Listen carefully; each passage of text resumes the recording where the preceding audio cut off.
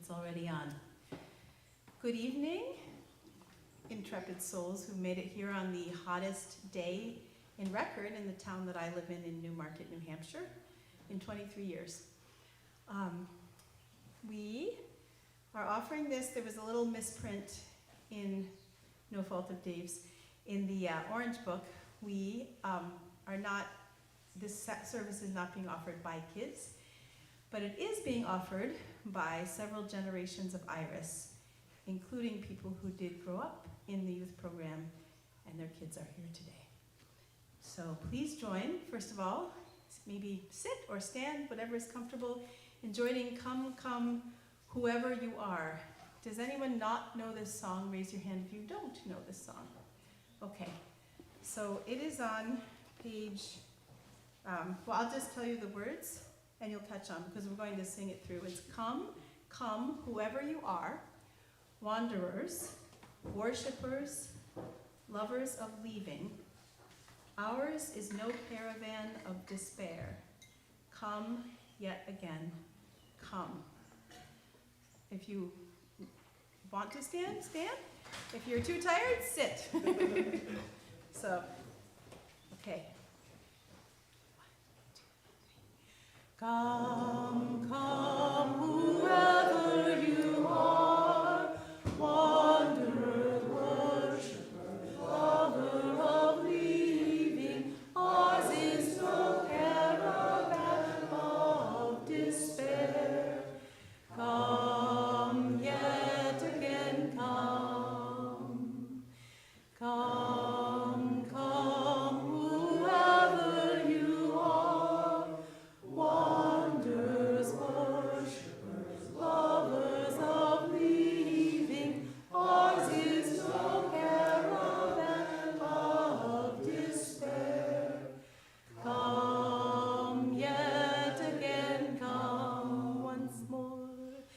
Come, come, whoever you are, wanderers, worshippers, lovers of leaving. Ours is no caravan of despair. Come yet again, come. Thank you. Please be seated. Would we please have a volunteer over the age of 60 to come and light the chalice? Unless you don't want to out yourself as that age. But I think it's very honorable to be over the age of 60. So could we please have a volunteer to come and light the chalice? Perhaps someone who has it there. Excellent. There ought to be one there. Yes, and there ought to be right there. Thank you.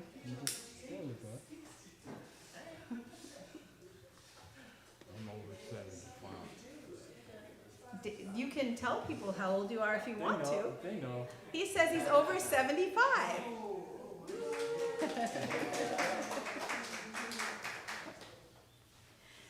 This service is dedicated to all the generations who come to IRAS and all the generations who have ever lived on the shoals. And I will begin momentarily with the poem by Stanley Kunitz, which may be familiar to many.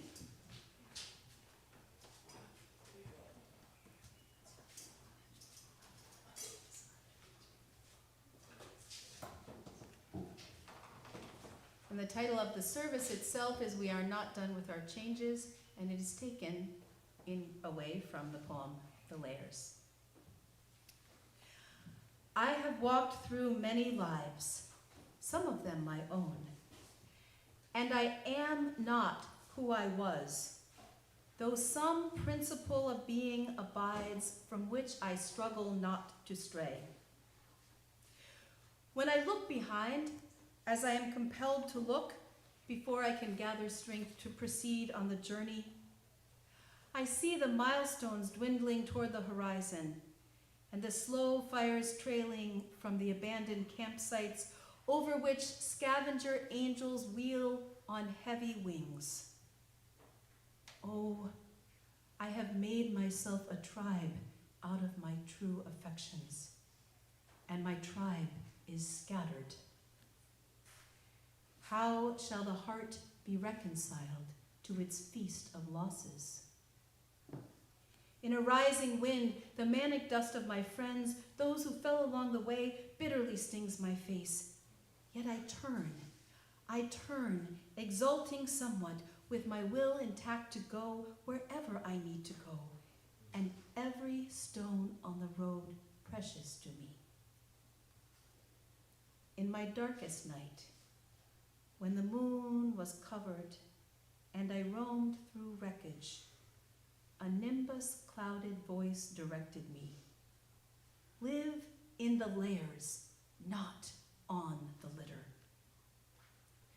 Though I lack the art to decipher it, no doubt the next chapter in my book of transformations is already written. I am not done with my changes. Come in. I'd like to invite Ruth and Dolly to come up. And we have a song for you called Tending the Spark.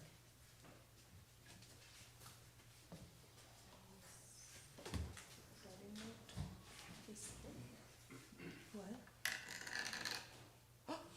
Oops. Well, it's fine.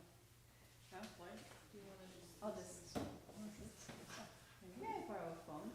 Yes, you need the light. It's really a chapel service about the power of community. So I'm doing this to illustrate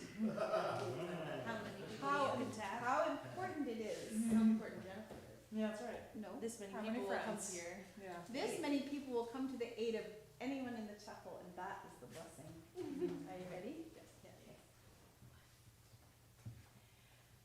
And we will care for each other as the world around us unravels, and we will tend to the spark of hope that lives within our grieving hearts, and we are here now in this present moment, lifting our voices and hearts, and we are here now, we have come together, we are tending the spark of hope.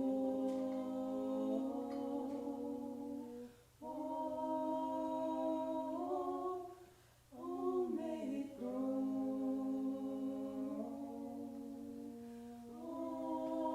Oh, and we will care for each other as the world around us unravels, and we will tend to the spark of hope that lives within our breathing hearts, and we are here now in this present moment, lifting our voices and hearts, and we are here now, we have come together, we are tending the spark of hope. Oh, no, may it grow. Oh, and we will care for each other as the world around us unravels, and we will tend to the spark of hope that lives within our grieving hearts, and we are here now in this present moment, lifting our voices and hearts, and we are here now, we have come together, we are tending the spark of hope, of hope.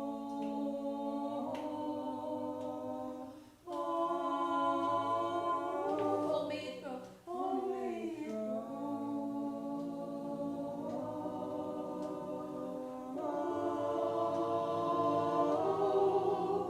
And we will care for each other.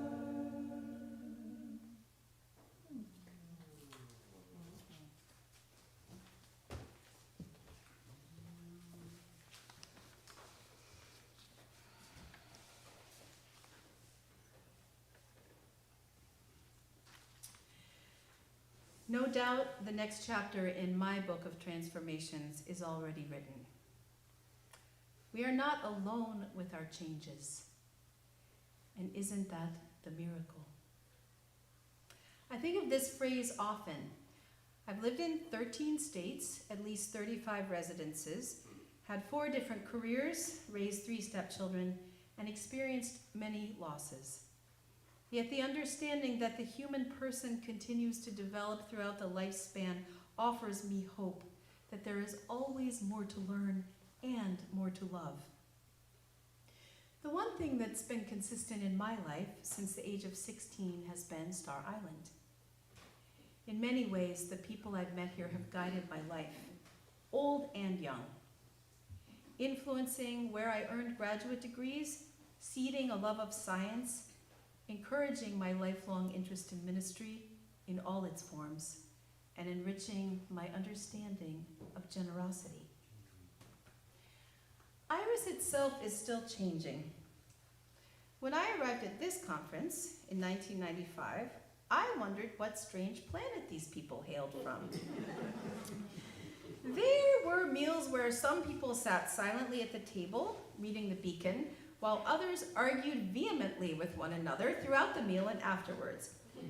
I walked into a few talks and I saw long lines of people waiting to speak and then yelling at each other. I came here to work with the youth program because I loved kids, and the person who was running it at the time knew me and my, love of kids and experience. And I noticed that when I first came, some people seemed to look at the youth staff as babysitters. I, of course, had a master's degree and was teaching college, so I thought that was pretty funny. But unlike Arthur Peterson, who has 3 PhDs, I did not. So I thought, he was not there at that time. So I was really blessed to be 1 foot in the adult world and 1 foot in the kid world of Star Island. We roamed under the temple of the sky and rode to the celestial land of Smutty Nose. I should say that some of you know this story. When we first went, I did not exactly row. The youth program coordinator said, "Who on the staff knows how to row?" And I said, "I only know how to canoe." And she said, "It's the same thing, you'll be fine." So we had rowboats with open oarlocks, and I'm not sure if Ruth was in the boat, but definitely her sister Maggie was. And the other leader rowed to Smutty Nose, and the kids in my boat went around and around in a circle. And Bob Smith dropped his kids off on Smutty Nose, came back, tied our boat to his, and rowed us out there. So that would never happen today. I always make sure we have good rowers for that reason. The first adults to welcome me were parents and grandparents, but the next ones were those who sang in the pink parlor after chapel. Edmund Robinson and Marion Griswold, often with others, but always these 2 stalwarts, would be in there after chapel. And after chapel, I was free. I had no kid responsibilities. So I would go in and we would open up the Rise Up Singing songbooks. And this is, went on for years and years. It's not done yet. We are just really tired and hot today. But, and then other people through the years would come in. But that was a magical and beautiful welcome to me, because in the beginning, I felt like a little segregation happening there. We don't have that so much anymore. And I only mention it now to hold up the fact that we have changed, and we will continue transforming to be more and more beautifully integrated. I have had the imminent joy of seeing the kids I first worked with grow up and bring their own kids to the island, or grow up and serve as youth staff themselves. Back in the day, Roger Brown, who we celebrated this afternoon in the memorial service, used to offer to read children's books to the youth. He had no children, and he loved them.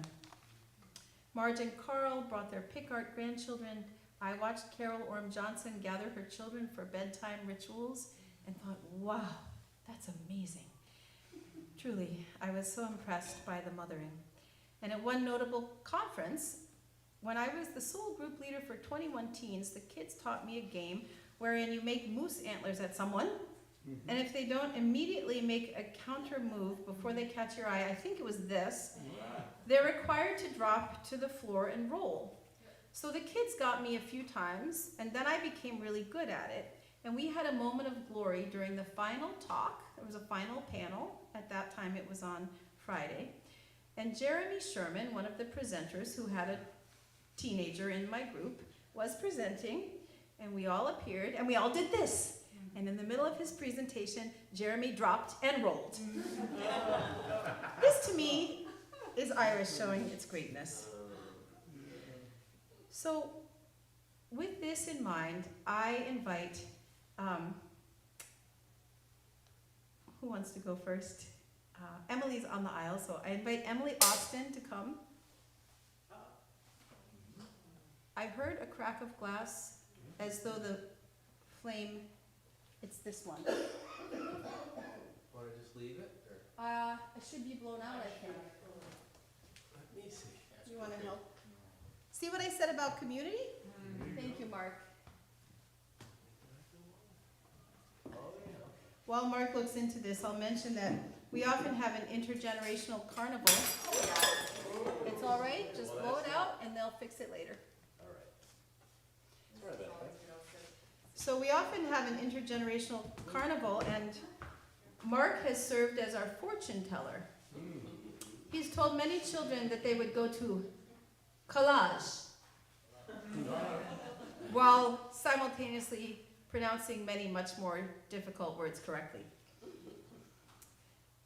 I invite now Emily Austin to come up and speak a bit about her experience with IRAS and STAR.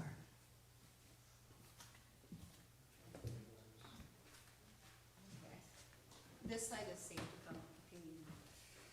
Okay, well, I'm sorry, this is not very polished, and it is on my laptop. So, one of the themes for me this week, which has nothing to do with the theme of the conference, because I don't get to go to any talks, and I'll get into that a little bit more, but one of the themes for me this week is just asking people how they started coming here. And a lot of the answers are similar. If I could sum it up, and this might be an artifact of the people that I'm talking to, but if I could sum it up so far, it would be my husband reads a lot. Anyway, I started coming because my mom started coming and fell in love with the island. Well, let's just keep it with the island for now. But she started coming because Barbara Whitaker Johns was the IRAS minister, and she was also our minister at home. And so she started coming that year, and the next year she brought me and my sister. Not my dad, because of who else she fell in love with, but anyway.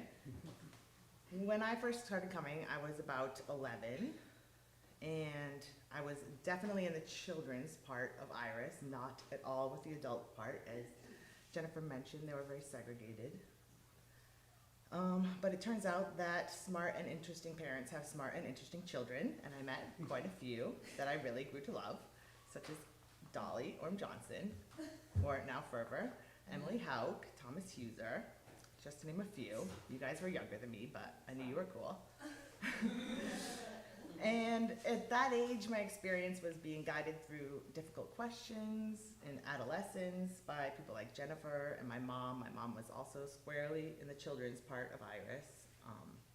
My experiences were like throwing a rave in Parker and sneaking my first cigarette with Emily and Hannah. Back when there was like cigarette butt cans everywhere made out of coffee cans.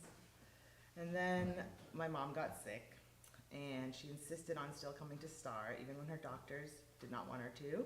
But she convinced them that she could if she went back to the mainland twice to have her blood levels checked.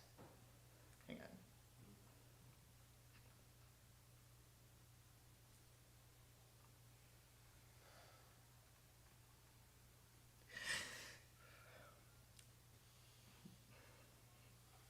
She went back the first time. Her blood levels were so good that they told her to just stay there the whole week and not go back to the mainland anymore.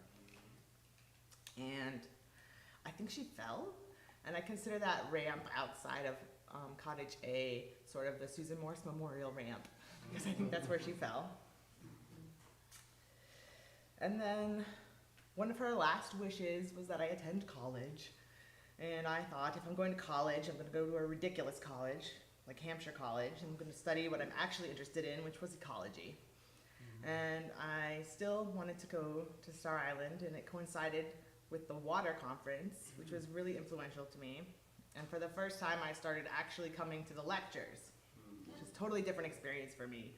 And there was a lecture on geology, and there was a lecture on epidemiology, and it was totally blowing my mind, and I was feeling like science is not only this like esoteric, terrible thing that businesses and corporations take control of, it's actually also spiritual, and we're all interconnected, and it's amazing, and I'm gonna study ecology. What I would now call ecosystem ecology. So then I went into graduate school as an ecosystem ecologist, and my mom died, and I found myself really wanting to return to IRAS.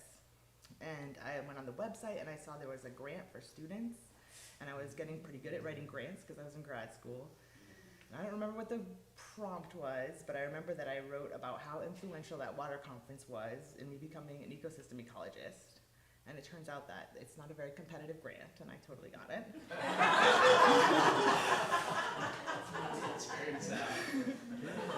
And not only that, but I was quickly ushered into the role of both vice president of summer conferences and the conference chair for the next year, which might have been actually a bit much. But I leaned on Carl Peters' experience and Paul Carr's enthusiasm, and the wicked problem of climate change turned out to be, although maybe one of the more expensive conferences, I think a pretty darn good one. Yeah. And I was very busy. I was so busy. Well, I was busy, like in the way that before you have kids, you think you're busy, but you're not busy. I wrote my talk the night before I gave my talk, and I whiffed some pretty easy questions, but I learned a lot and I have no regrets. And since then, I've served a bunch as the Beacon editor, as I am this year, and as I continue to do, even as I'm bringing my own children, younger Irasians than I ever was. And watching my children become friends with my friends' children is such a joy. Even as I regret missing so many interesting talks, and I have, and meaningful ceremonies, I'm just knowing it's my mantra this week that it's not my season for spiritual thinking and rich academic stimulation. It's not my time for like spending a lot of time on the rocks and introspection. It's more my season for meditatively standing in the hot sun, pushing the swing a lot. And it's my season for 2-hour bedtime routines. And it's my season for I love you 1,030,125, mommy.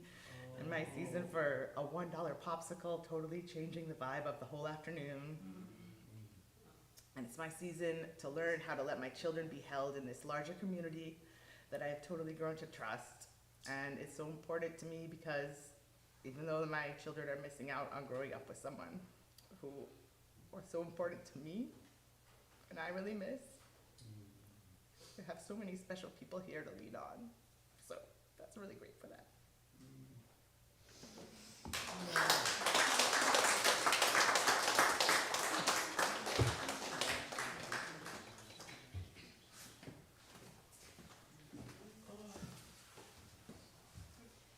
Thank you, Emily. And yes, Sue's spirit is alive here with us. And you all look like her. And I'll invite Helena up to give a little reflection of a different kind of time at IRAS, and then we'll have a closing song.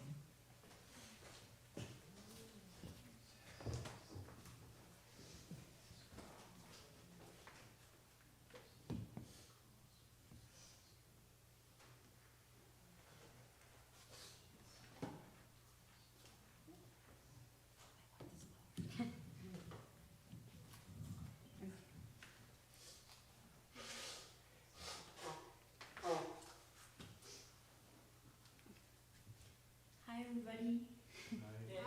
So my name is Helena, and the first time I came here to Star Island was when I was 7 years old, because my dad was the conference coordinator back then. And so when I first came, I immediately fell in love with this place, and since then it's like I always look forward to coming back here. So I wrote a little, just a little message to tell you a little bit about how I felt back when I was younger and then now. So, when I was a kid, coming to Star Island felt like stepping into a dream. It was a place I looked forward to all year, a place where I felt free, safe, and full of joy. Now at 22, I'm back as an adult, helping run the youth program I once took part in. Star Island hasn't changed, and that's what makes it so powerful, because it stays the same, so it just shows me how much I've grown. Working with the youth, I often find myself thinking, what would I have liked to do when I was their age? I try to create moments that are fun and meaningful, just like the ones I remember. And now Star is still a dream to this day. It's still a beautiful place, and it's also a space where I reconnect with my younger self and where I get to share that feeling with the next generation, the sweet kids that are here on this island.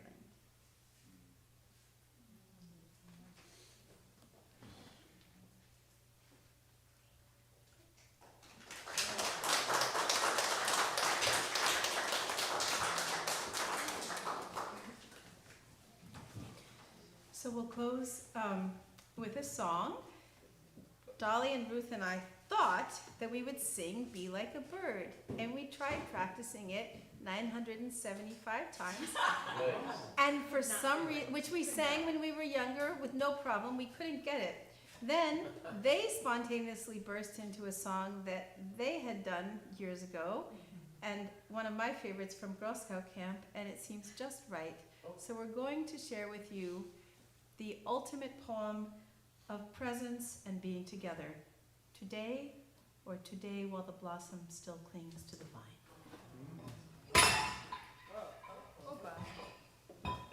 Nothing broke.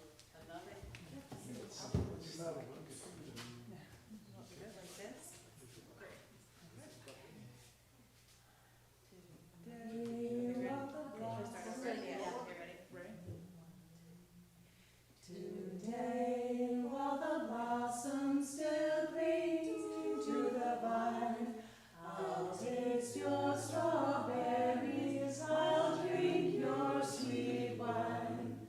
A million tomorrows shall all pass away, ere I forget all the joy that is mine today. Oh, I'll be a dandy and I'll be a rover. You'll know who I am by the song that I sing. I'll feast at your table, I'll sleep in your clover. Who cares what the morrow may bring? Today, while the blossom still clings to the vine, I'll taste your strawberries, I'll drink your sweet wine. A million tomorrows shall all pass away, ere I forget all the joy that is mine today. Thank you. Go in peace.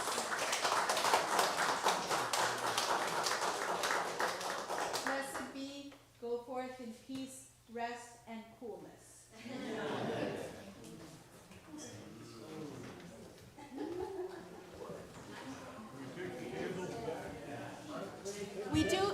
Yes, we do take the candles back, but don't come near the broken one. I remember when you were so young. I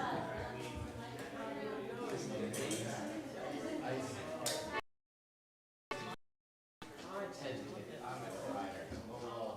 I'm number two.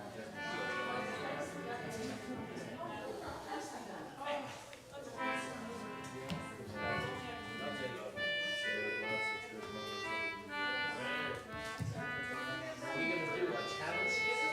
No, we have this thing going on. We gotta crack our brains a little bit. Right. We need a top theme. Oh yeah.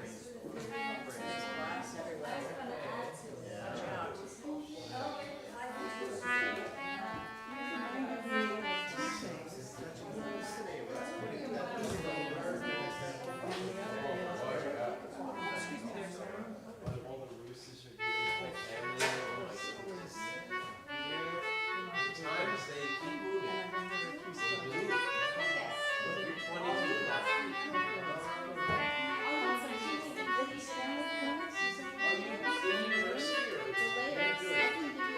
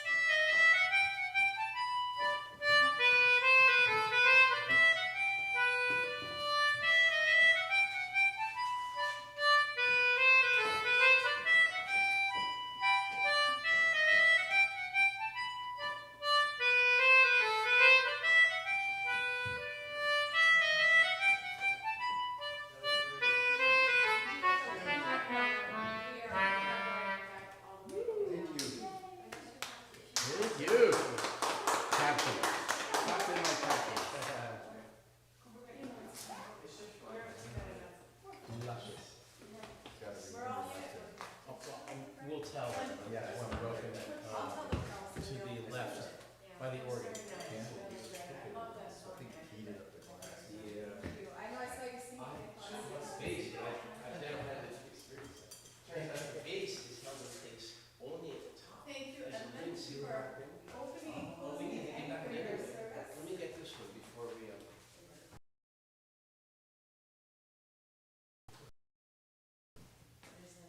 Otherwise, I will get killed coming down the. Okay, got it. Go, sis.